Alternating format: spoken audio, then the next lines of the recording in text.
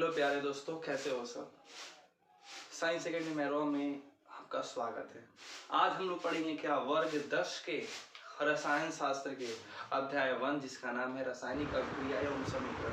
इस चैप्टर को बहुत ही बारीक से और बहुत ही सुंदर तरीके से इस चैप्टर को हम लोग क्या करेंगे, सीखेंगे। इसमें देखेंगे क्या कि कोई भी रासायनिक अभिक्रिया किस प्रकार से होती है, इन्हें होती क्या, और वह अगर रासायनिक अभिक्रिया होती है तो उसमें क्या क्या हो सकता है, इन सब बातों को हम लोग इसमें जानेंगे।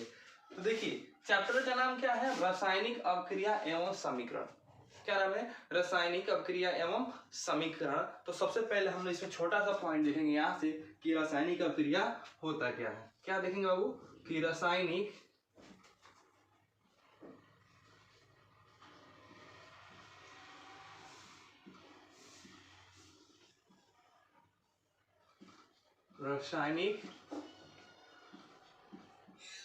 अभिक्रिया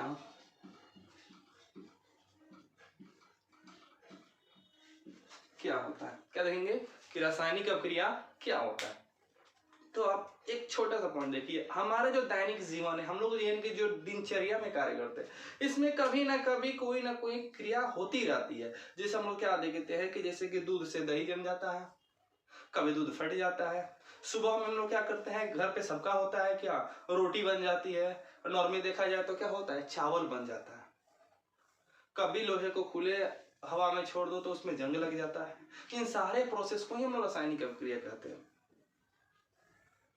इसको हम परिभाषित कैसे करते हैं कि जब कोई पदार्थ अकेले या किसी अन्य पदार्थ से क्रिया करके, जब कोई पदार्थ अकेले या किसी अन्य पदार्थ से क्रिया करके एक नए पदार्थ का निर्माण करता है। जब कोई पदार्थ अकेले या किसी अन्य पदार्थ से क्रिया करके एक नए पदार्थ का निर्माण करता है तो उसे हम लोग क्या कहते हैं, रासायनिक अभिक्रिया कहते हैं। कैसे, जब कोई पदार्थ अकेले या किसी अन्य पदार्थ से क्रिया करके एक नए पदार्थ का निर्माण करता है तो उसी को हम लोग क्या कहते हैं, रासायनिक अभिक्रिया कहते हैं। तो इसको लिख देते हैं। देखिए लिखेंगे क्या कि जब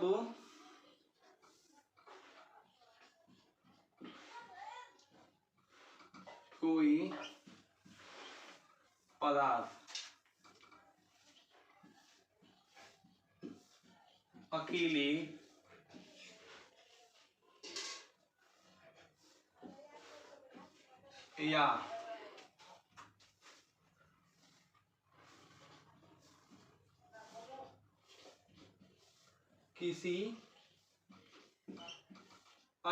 या किसी अन्य पदार्थ से क्रिया करके नए पदार्थ का क्या करता है, तो निर्माण करता है, तो उनके बीच हुई क्रिया को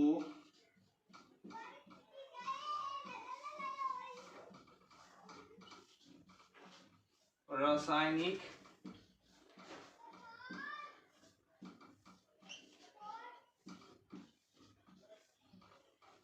अभिक्रिया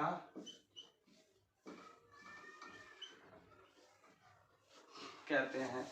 क्या होता है बाबू कि जब कोई पदार्थ अकेले या किसी अन्य पदार्थ से क्रिया करके नए पदार्थ का निर्माण करता है तो उनके बीच जो रिएक्शन होता है उसे हम लोग क्या कहते हैं, केमिकल्स रिएक्शन कहते हैं। जैसे देख लीजिए कि हम लोग सुबह में कैसे कि खाना बनता है, तो खाना बनने के लिए क्या होता है, सबसे पहले पात्र लिया जाता है, पात्र में थोड़ा पानी डाला जाता है और उसमें थोड़े चावल के दाने डाले जाते हैं। कुछ समय तक उसको हीट करते हैं, नहीं गर्म करते हैं, तो देखते हैं कि वह चावल फूलकर मोटा हो जाता है, जिसे हम लोग भात का नाम देते हैं। या फिर शाम को ठंडी के दिनों में, या फिर हमेशा क्या करते हैं कि जो घर की बुजुर्ग औरतें होती है या फिर जो भी होती हैं, क्या करते हैं, दूध को थोड़ा हीट करते हैं, गर्म करते हैं, गर्म करके उसमें थोड़ा जोरन डालते हैं। कुछ समय पश्चात देखते हैं क्या कि वह दही बनकर तैयार हो जाता है। ये जो प्रोसेस होता है ना, यानी कि दूध से जो दही बनने का प्रक्रिया होती है, उसी का नाम होता है रासायनिक अभिक्रिया। इसका एग्जांपल देखोगे तो लिख सकते हैं क्या बाबू, कि जैसे में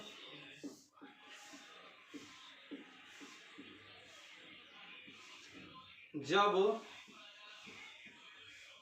हाइड्रोजन H2 एवं ऑक्सीजन यानी कि O2 को क्या किया जाता है, मिलाया जाता है, तो किसका निर्माण होता है, जल का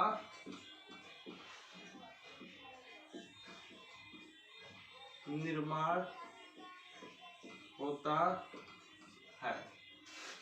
क्या देगा वो हम लोग, कि जब हाइड्रोजन और ऑक्सीजन को मिलाया जाता है तो किसका निर्माण होता है, जल का निर्माण होता है। जैसे कि आजकल की जो नई नवेली लड़कियां, इन लोगों को देखिए, चेहरा साला कैसा भी हो, क्रीम पाउडर के दम पे क्या हो जाता है, स्मार्ट हो जाता है। तो पहले चेहरा लगता है, फिर उस पर क्रीम लगता है, जब उसको काफी देर तक मला जाता है तो क्या होता है, चेहरे पे ग्लो आ जाता है। ऐसे तो आता नहीं है, क्रीम को उठाओ डायरेक्टली मार दो, तब ग्रो आएगा, नहीं आएगा। उसको भी थोड़ा हीट करना पड़ता है। हीट करने के लिए क्या करते हैं हम लोग, मसल्स को मलते हैं, जिसकी वजह से वो गर्म हो जाता है। जब गर्म हो जाता है तो क्या होता है, उस पर ग्लो आ जाता है, चेहरे पे निखार आ जाती है। बात समझ में आ रहा है। वैसे ही क्या लिखे कि जब हम लोग हाइड्रोजन को और ऑक्सीजन को, दोनों का दोनों गैस होता है, जब दो गैस को मिलाते हैं तो पीने वाला पानी यानी कि जल का निर्माण होता है। हमारे ख्याल से कोई दिक्कत नहीं होगा। अब होता है बाबू कि रासायनिक अभिक्रिया की क्या क्या विशेषताएं होती है, यानी रासायनिक अभिक्रिया के फलस्वरूप क्या क्या हो सकते हैं। तो लिख सकते हैं क्या, क्वेश्चन कर सकते हैं क्या, कि रासायनिक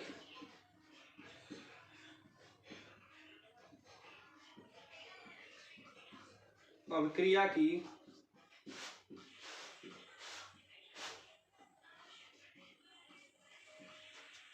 कौन कौन सी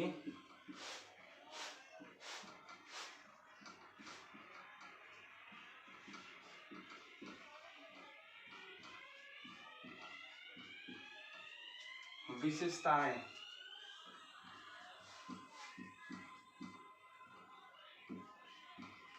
यानी कि कोई भी रासायनिक जब क्रिया होती है तो उसके दौरान क्या क्या हो सकते हैं। तो इसके लिए वो क्या होते हैं, निम्नलिखित विशेषताएं हो सकती है। मान लीजिए कोई भी क्रिया, जैसे कि हम लोग सुबह में अगर चावल बनाने की बात करें तो उसमें क्या होता है कि आग लगता है, ऊष्मा निकलती है, भाप निकलता है ना, ये सारी प्रोसेस होता है ना।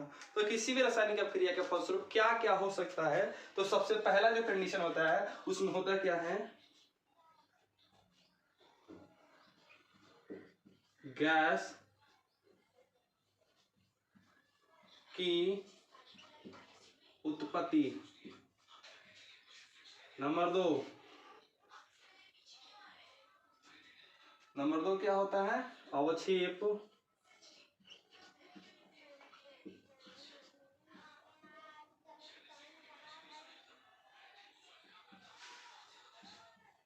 का बनना। नंबर 3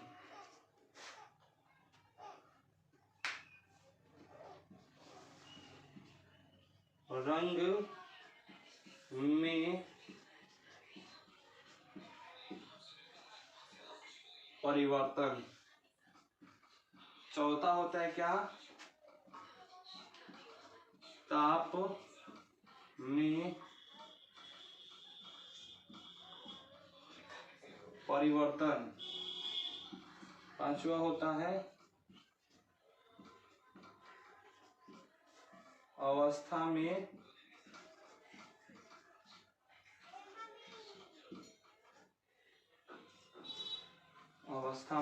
परिवर्तन। बस 5 ही देंगे क्या क्या होता है, किसी भी रासायनिक अभिक्रिया के दौरान ही 5 काम हो सकते हैं। क्या क्या? तो सबसे पहले हम लोग क्या, गैस की उत्पत्ति। सबसे पहला कंडीशन क्या है? गैस की उत्पत्ति। गैस की उत्पत्ति हो सकती है। दूसरा देखिए क्या, अवक्षेप का निर्माण हो सकता है, रंग में भी परिवर्तन हो सकता है, ताप में परिवर्तन हो सकता है, और अवस्था में भी क्या होता है, परिवर्तन हो सकता है। देखिए हम लोग बारी बारी से देखेंगे। सबसे पहला कंडीशन क्या है? गैस की उत्पत्ति। क्या देखेंगे हम लोग? गैस की उत्पत्ति। तो गैस की उत्पत्ति हम लोग क्या देखते हैं कि जब हम दानेदार जस्ता होता है, जिंक होता है, क्या होता है, जब हम दानेदार जस्ता पर हाइड्रोक्लोरिक एसिड डालते हैं या फिर सल्फ्यूरिक अम्ल डालते हैं। पहले इसको लिख लीजिए, फिर हम इस एग्जाम्पल को बारी बारी से बता देते हैं। लिख लीजिए या फिर स्क्रीनशॉट ले लीजिए, कोई दिक्कत नहीं। हो गया? ठीक है, मिटा देते हैं।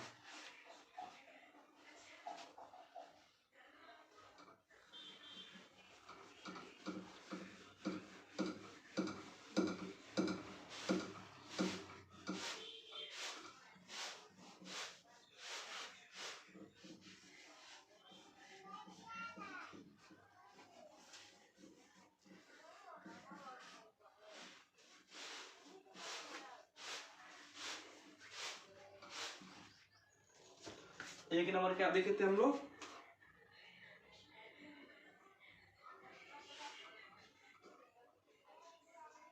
सॉरी, गैस की उत्पत्ति।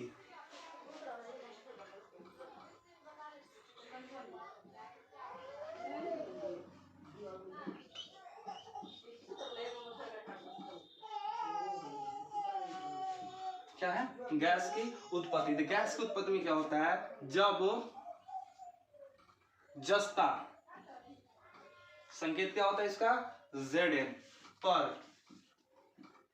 हाइड्रोक्लोरिक अम्ल, तनु हाइड्रोक्लोरिक लेंगे, जो दस्ता होगा वो दानेदार होगा, तरीफा पूरेदार होगा, ठीक है।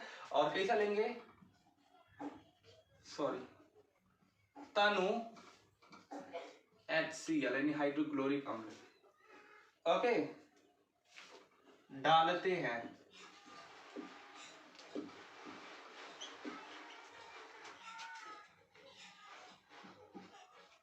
तो H2 हाइड्रोजन गैस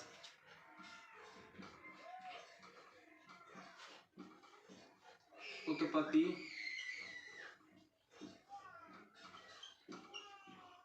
होती है। क्या समझे कि जब जस्ता यानी कि दानेदार जस्ता पर तनु हाइड्रोक्लोरिक अम्ल डालते हैं तो किसकी उत्पत्ति होती है, गैस की उत्पत्ति होती है। अब देख सकते हैं कि कैसे हो रही है। जिंक है, ये रहा, इसका यहाँ पर लिख लेते हैं, जस्ता यानी कि हो गया यहाँ पर Zn, और जब हम क्या करते हैं, हाइड्रोक्लोरिक अम्ल HCl डालते हैं ना, तो क्या बनता है हमारा ZnCl2।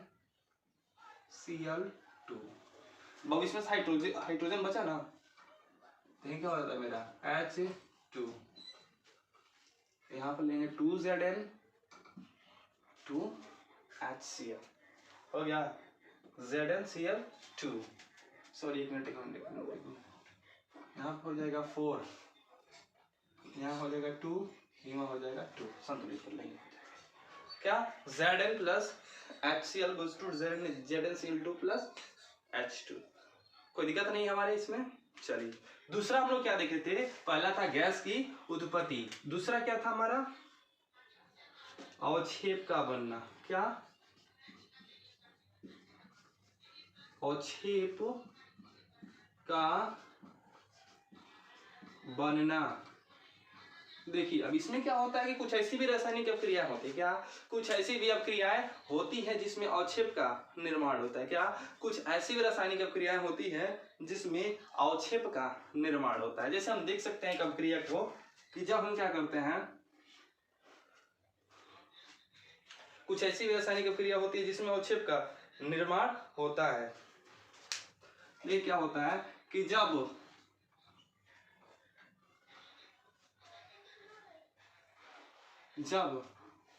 सोडियम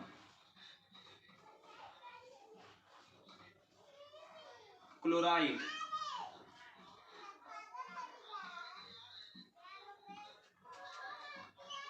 के जलीय विलयन में, जब सोडियम क्लोराइड के जलीय विलयन में क्या डालते हैं हम लोग, सिल्वर नाइट्रेट, क्या करते हैं, डालते हैं, तो सिल्वर क्लोराइड का सफेद अवक्षेप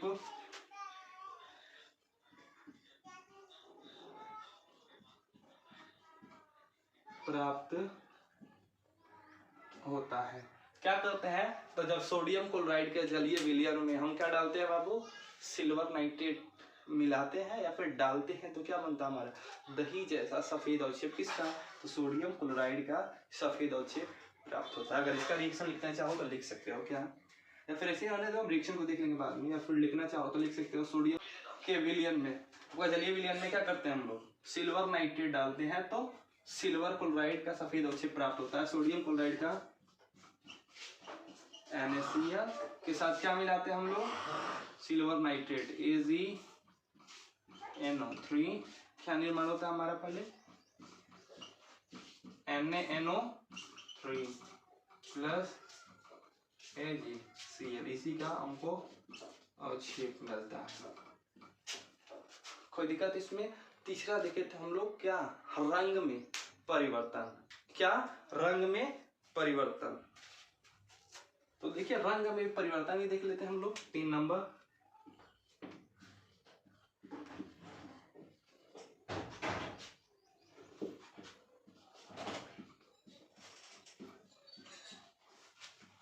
तो इसके लिए क्या करते हैं, तो जब पोटेशियम पर मैग्नेट, जब पोटेशियम पर मैग्नेट K2MnO4 इसका संकेत होता है, पर नींबू का रस डालते हैं ना, क्या, जब पोटेशियम पर मैग्नेट पर नींबू का रस डालते हैं तो उसका बैगनी रंग क्या होता है, धीरे धीरे गायब हो जाता है। कह सकते हैं कि जब पोटेशियम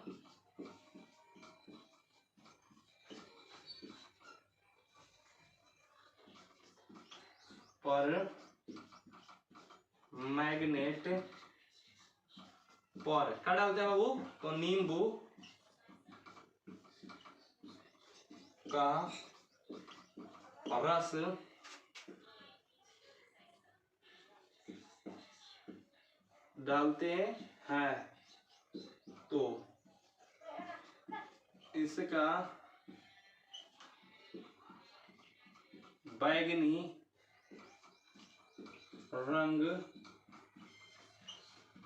गायब हो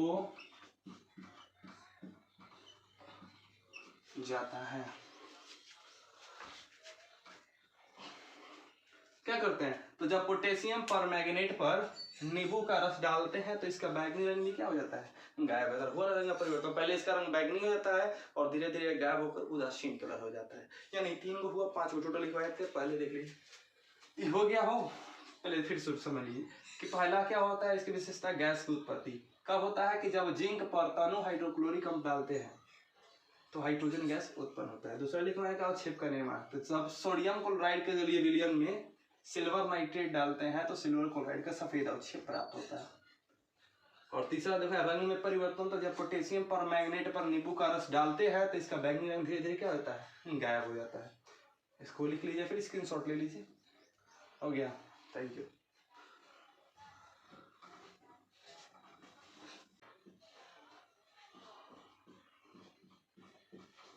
ताप में परिवर्तन, तो देखिए किसी भी रासायनिक अभिक्रिया के दौरान, क्या, किसी भी रासायनिक अभिक्रिया के दौरान 2 तरह से ताप में परिवर्तन होते हैं। 1 मिनट,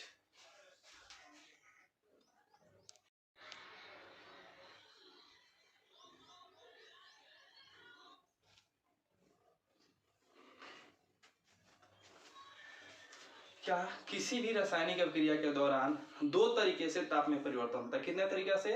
तो दो तरीके से ताप में परिवर्तन होता है। नंबर 1 पहला होता है इसमें ए,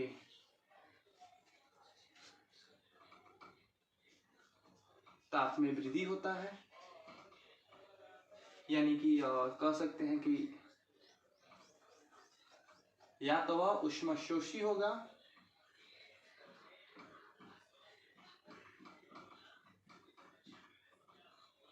और दूसरा या तो ऊष्मा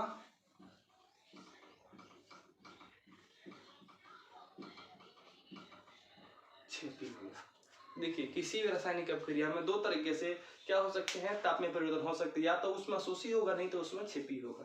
अब हम लोग को ये जानना पड़ेगा कि ऊष्माशोषी क्या होता है, फिर देखेंगे ऊष्मक्षेपी क्या होता है। तो ऊष्माशोषी का मतलब होता है ना कि जिस अभिक्रिया में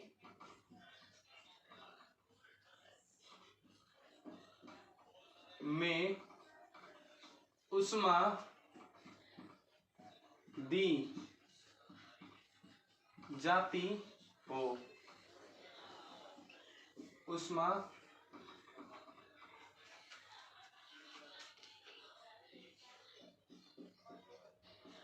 शोषी कहलाती है। क्या? जिस अभिक्रिया में ऊष्मा दी जाती हो उसे हम लोग कहते हैं ऊष्मा शोषी अभिक्रिया। जैसे मान लीजिए कि चावल से दाल चावल बनाया जा रहा है, भात, चावल से भात बनाया जा रहा है, तो पानी को उसमें डालते हैं, फिर उसमें चावल को डालते हैं, फिर उसको गर्म करते हैं। जब गर्म करते हैं तब में जाकर चावल का निर्माण होता है। कि डायरेक्टली चावल का निर्माण हो जाता है? नहीं होता है। भात का निर्माण डायरेक्टली नहीं होता है, उसके लिए क्या कहते हैं, ऊष्मा दिया जाता है। कोई दिक्कत? दूसरा है क्या, ऊष्मक्षेपी। ऊष्मक्षेपी अभिक्रिया का मतलब होता है क्या कि वैसी अभिक्रिया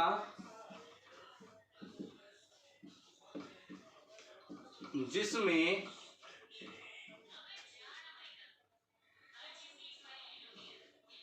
जिसमें से अच्छा रहेगा, जिसके फलस्वरूप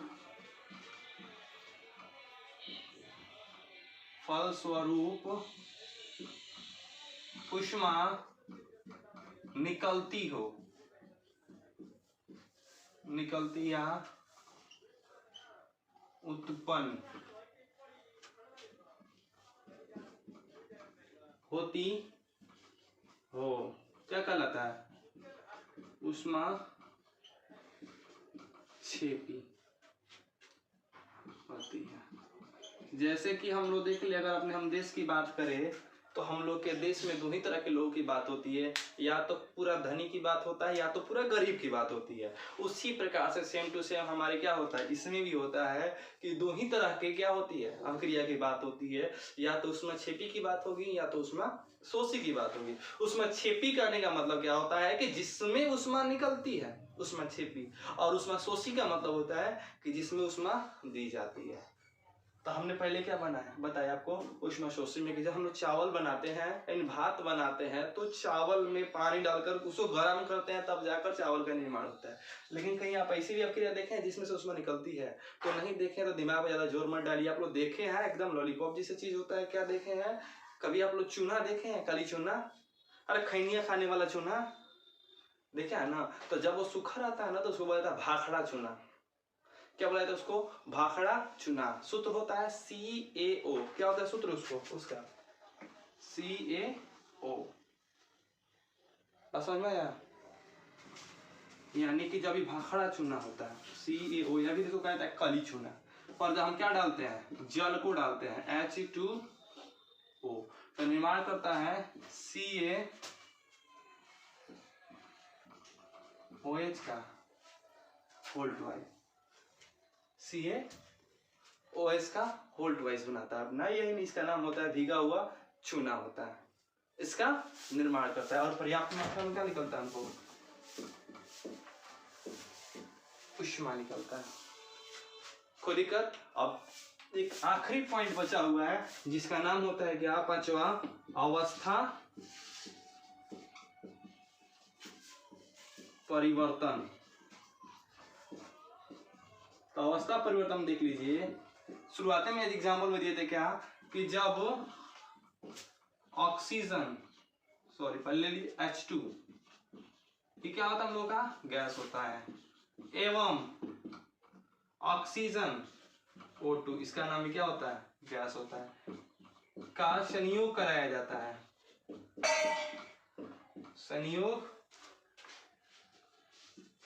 होता है तो किसका निर्माण होता है, जल का निर्माण होता है। यानी कि O2 सॉरी H2 क्या हमारा गैस है, प्लस O2 ये भी क्या है गैस है। जब दोनों का रिएक्शन कराया जाएगा तो बनेगा H2O, ये क्या होता है हमारा एक्वस होता है, यानी कि जल। हमारे ख्याल से इस पूरे प्रोसेस में कोई दिक्कत आपको नहीं होगा। पहला हम लोग क्या पहले देखे रासायनिक अपक्रिया, रासायनिक अपक्रिया में देखे कि जब क्या होता है, जब कोई पदार्थ किसी अन्य पदार्थ से अपक्रिया करता है तो एक नए पदार्थ का निर्माण करता है, इसके बीच जो हुई क्रिया होती है इसी को हम लोग कहते हैं रासायनिक अपक्रिया। एग्जाम्पल में देखें कि जैसे क्या होता है कि दूध से दही बनना भी होता है, दूध का फटना भी होता है, हमारे शरीर में भोजन का पसीना, हम लोग ढेरों रोज भोजन करते हैं, भोजन पर ज्यादा डाइजेस्टिव हो जाता है। फिर देखें हम लोग क्या, जैसे एक और एग्जांपल देखें, जब हम ऑक्सीजन को और हाइड्रोजन को मिलाते हैं तो किसका निर्माण होता है, जल का निर्माण होता है। फिर देखें कि रासायनिक अपक्रिया की कौन कौन सी विशेषताएं हैं, तो विशेषताएं में क्या देखा, पहला देख लिया हम लोग क्या बाबू, तो पहला में देखे थे हम लोग क्या गैस की उत्पत्ति, तो उसमें देखे कि जब दानेदार जस्ता पे क्या डालते हैं हम लोग, हाइड्रोक्लोरिक हम डालते हैं तो क्या होता है उसपे से हाइड्रोजन गैस उत्पन्न होती है। दूसरा देखे रंग में परिवर्तन, रंग में परिवर्तन देखे थे क्या कि जब पोटेशियम परमैंगनेट पर नींबू का रस डालते हैं तो क्या होता है उसमें उसका बैंगनी रंग गायब हो जाता है। तीसरा देखे लो क्या हम लोग अवक्षेप का बनना, तो अवक्षेप में देखे थे क्या कि जब सोडियम क्लोराइड के जलीय विलयन में सिल्वर नाइट्रेट मिलाते हैं तो उसमें भी सिल्वर क्लोराइड का सफेद अवक्षेप प्राप्त होता है। चौथा देखे हम लोग क्या ताप में परिवर्तन, ताप में परिवर्तन दो प्रकार से होता है, या तो उसमें का ताप बढ़ जाता है, नहीं तो उसका ताप क्या होता है घट जाता है। बढ़ जाएगा तो उसमें छेपी, या घट जाएगा तो उसमें शोषी। अरे घटेगा तो उसमें दिया जाएगा और बढ़ेगा तो उसमें से निकलेगा, यही ना होगा।